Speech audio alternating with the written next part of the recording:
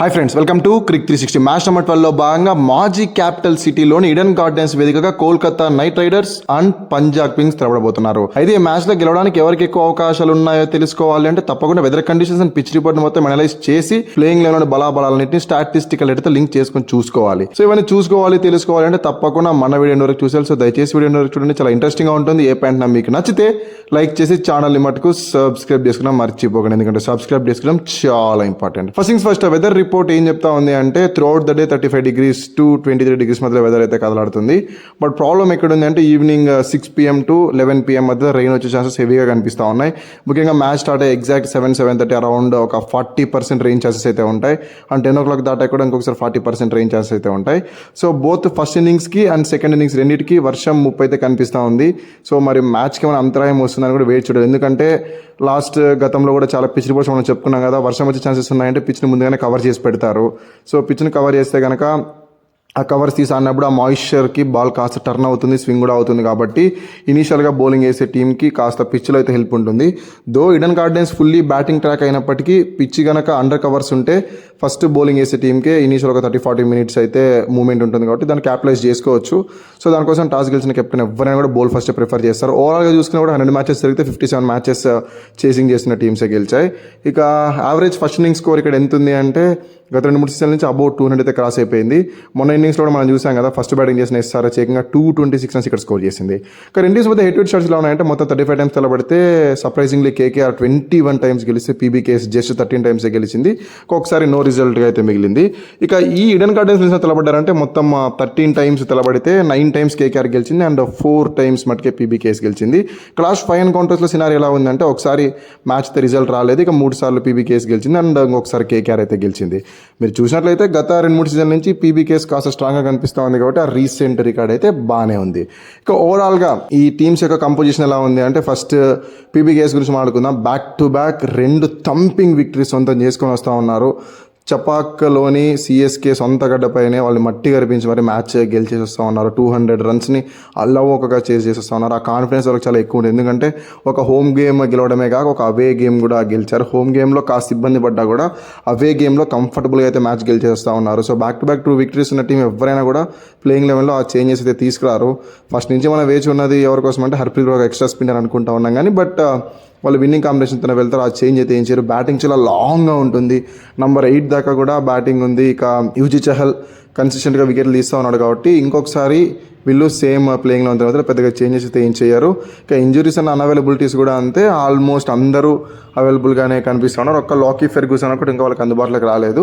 ఇప్పుడు వరకు 2 matches చూసినట్లయితే Xavier Bartlett done a good job. So Lockie Ferguson రాకపోయినా కూడా పెద్దగా ప్రాబ్లమ్స్ అయితే వీళ్ళు ప్లేయింగ్లోనే కనిపించలేదు. ఒకసారి ప్లేయింగ్ నుంచి చూద్దాం, అన్చేంజ్గానే ఉంటుంది. సో వాళ్ళు ఓపెనర్స్ చూసేద్దాం.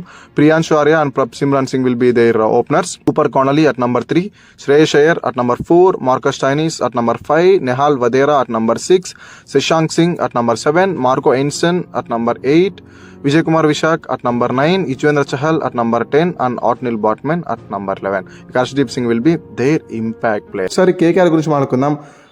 డెడ్లీ అంటే టోటల్గా వైస్ వర్సాగా జరిగింది వాళ్ళకి PBKS కంపారిజన్, ఎందుకంటే వాళ్ళు 2 matches గెలిచారు, ఒకటి హోమ్ అండ్ ఒకటి అవే. వేరే KKR విషయానికి వచ్చేస్తే 2 matches ఓడిపోయారు, ఒకటి హోమ్ అండ్ ఒకటి అవే.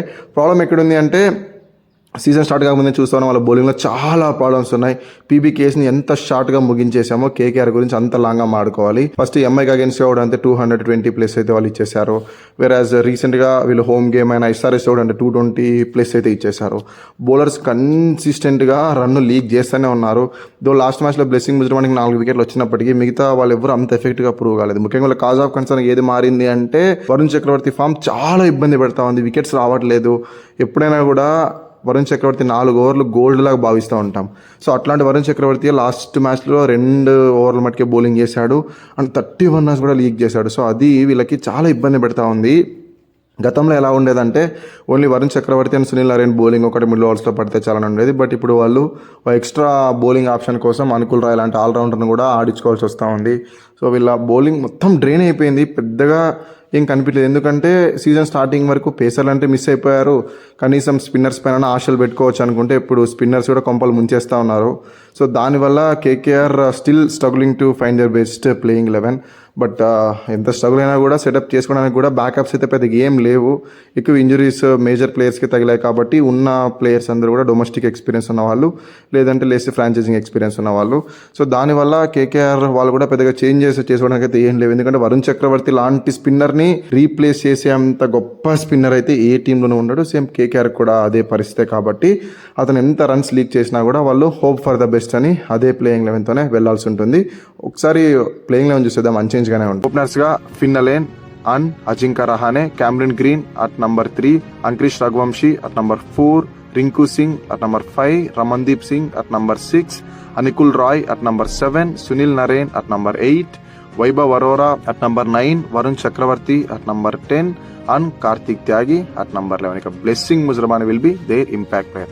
లాస్ట్ మ్యాచ్లో కూడా మీరు గమనించి వీళ్ళు ఏం చేశారంటే రఘువంశీని నంబర్ 3కి తీసుకొని వచ్చి కెమెరన్ గ్రీన్ కొంచెం డౌన్ ద ఆర్డర్ పుష్ చేశారు నంబర్ 4కి. సో అలా వెళ్ళకోకుండా నంబర్ 3లోనే గ్రీన్ తీసుకొస్తే బాగుంటుంది, అర్లీ వికెట్స్ కనుక పడకపోతే.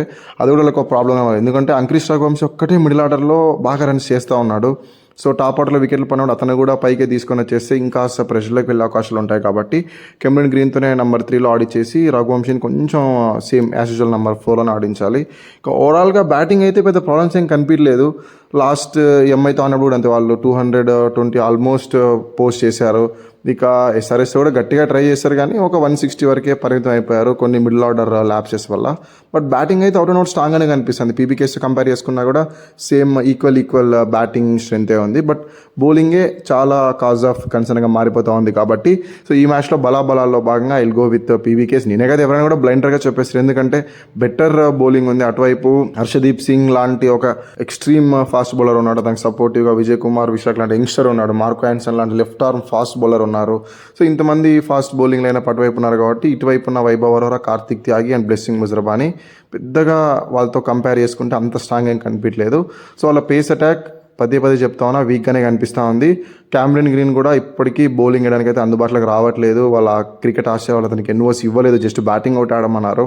ఎక్కువ స్ట్రెయిన్ తీసుకోదని చెప్పారు కాబట్టి ఈ మ్యాచ్ కూడా అతనైతే బౌలింగ్ వేయడు.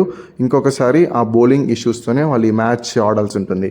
సో ఇది వీడియో నెక్స్ట్ కలుసుకుందాం. అందరికీ సెలవు. Thank you so much watching the video. అన్నట్టు వీడియో నచ్చితే లైక్ చేసి ఛానల్ మటుకు సబ్స్క్రైబ్ చేసుకోవడం మర్చిపోకండి, ఎందుకంటే సబ్స్క్రైబ్ చేసుకోవడం చాలా ఇంపార్టెంట్.